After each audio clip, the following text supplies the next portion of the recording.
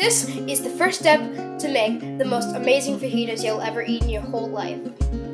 What we have here is the venison tenderloin, otherwise known as a backstrap, from a deer that we harvested out in the woods on the east side of the Cascades. It's one of the most tender cuts of meat on the animal. So what we're going to do is we're going to take this and we're going to cut it into nice, thin little strips. We can start off just to show you how the meat looks. See how easily it cut through that? There's no fat, there's no marbling on it. It's a very, very lean cut of meat. So we'll take this and we'll just cut very easily through each one to get pieces like that. And each one of these pieces we'll cut into small little tiny strips that we're going to marinate in just a few minutes.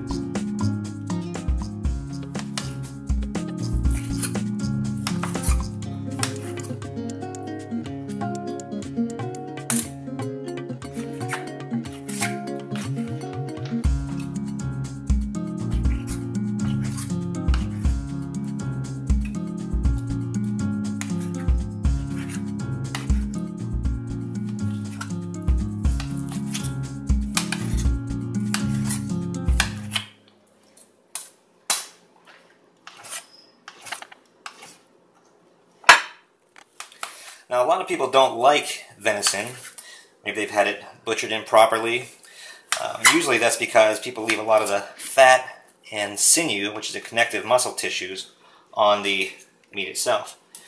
Now, when we process this, we made sure we got every little bit of that off. That's what gives it that gamey or unpleasant sort of flavor, that stick to the roof of your mouth sort of consistency. To marinate the venison, you will need to use cayenne pepper, onion powder, smoked paprika, cumin, black pepper, and sea salt. Now what you're going to do is you're going to mix all of these together into a bowl just like that, and then you're going to dump it over the venison with some lime and some garlic. Whenever you put the seasonings and the garlic in, don't forget to mix it up very, very well so that it marinates everywhere. Just mix that up just like this. And this is going to give it that delicious flavor that you will crave and love forever. Now that we have the seasonings mixed into the venison, we're going to add a little lime juice to it. And this helps to break down the meat and tenderize it. Now, since this is actually already a very, very tender cut of venison, we're not worried about that as much. But it still adds that little bit of zest that we're looking for with the Mexican dish.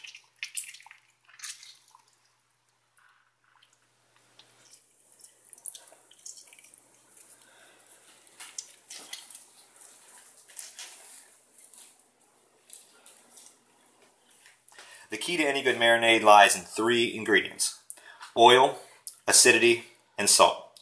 We've already got the salt, and with our seasonings that we have, we've already added the lime juice for acidity. Last thing we need to add is some oil. Some people can use canola, some people use vegetable oil. I prefer a good extra virgin olive oil straight from Italy. So we'll just cover a little bit of the meat with some of the olive oil, and we'll mix that up, and we'll let it sit anywhere from 2 hours to overnight. The longer you can marinate a cut of meat, the better. While your meat is marinating, you can process your veggies. Cutting an onion is pretty simple if you know how. We're going to use a Walla Walla sweet onion for this one, because it has a much better flavor, I feel, with the fajitas. So what you do is just cut the top off the onion, not the root end, but the top, and then peel the onion down to get rid of all the skin. If all goes well, the onion will peel pretty easily. Just find a good opening in it, and once you find a good opening, the rest of it should peel off fairly well. It's okay if you're going to waste a little bit of the outer onion doing this. That's natural. And then once we get the onion peeled, I'm going to show you a very important part of cutting the onion. So we'll take the onion and we're going to cut it in half through the center of the root. Now, right here what we have is the root part of the onion. If you cut into that as you're dicing the onions or slicing the onions, that's what will make you cry. So we'll turn this over. We're just going to put one cut right down the center, like that. And since we're not dicing this, we're cutting it in just in little strips for fajitas. We can just go straight across like this. 1, 2, 3. And just work your way the rest of the way down the onion And once you're finished, all these just fall apart in nice little strips. But be careful as you come down to not cut into that root. And there we still have the root and the rest of the onions cut in nice little strips. Cutting a bell pepper is very, very simple. So the first step is to take the bell pepper, and you see this little stem part right here? Take it and cut straight down through the middle, right through that. Just don't worry about it and cut straight down. Now once you get into it, you'll kind of see this little white part right here. Now what you're going to do is you're going to take it and hold it and shove your thumb right down to there and then just rip it out and set it off to the side. Then get out some of that white part of the bell pepper. You don't have to worry about this stuff as much, but it's still useful to worry about. And you see the seeds in here? If you live in some areas, you can plant them. Otherwise, just kind of shake them out, the bell pepper just like that, and then you can start cutting it. So to cut a bell pepper, what you're going to do is take it and place it just like that. And then do you see right here? Just cut that into little strips that look something like that. Here's what it should look like. Get a 2-pound block of Tillamook medium cheddar or any cheese company, and then cut off about that much and shred it into a bowl. Wrap the tortillas in a moist towel and place in the oven to warm at around 300 degrees. To a hot pan, add some olive oil. Olive oil has a lower burning temperature, so once it starts to smoke, you know it's ready to go.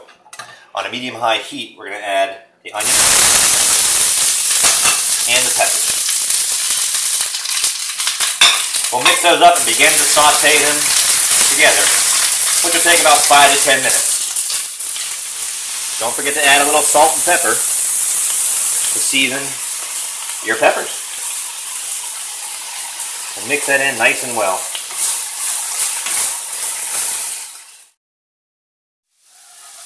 Peppers and onions have been caramelized pretty well, so we're going to remove those from the pan and set aside. Now fajitas really should be brought to the table smoking hot. So what we're going to do is pull these out, just set them off to the side. Then we're going to add a little extra olive oil to the pan. Oop, got to pull the cap off. Bring that back up to temperature real quick.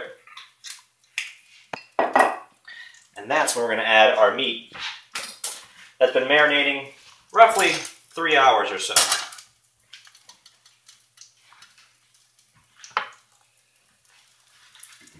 You see that it's starting to heat back up, and get all those nice little bits from the peppers. They can be in there as well. They'll just add a little extra flavor. And when you see that smoke start to come off, once again, olive oil has a low burning temperature. So that's how we know when we're just ready to throw our meat in. Here we go.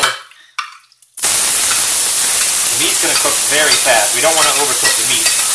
We want it to be medium rare on the inside and seared on the outside.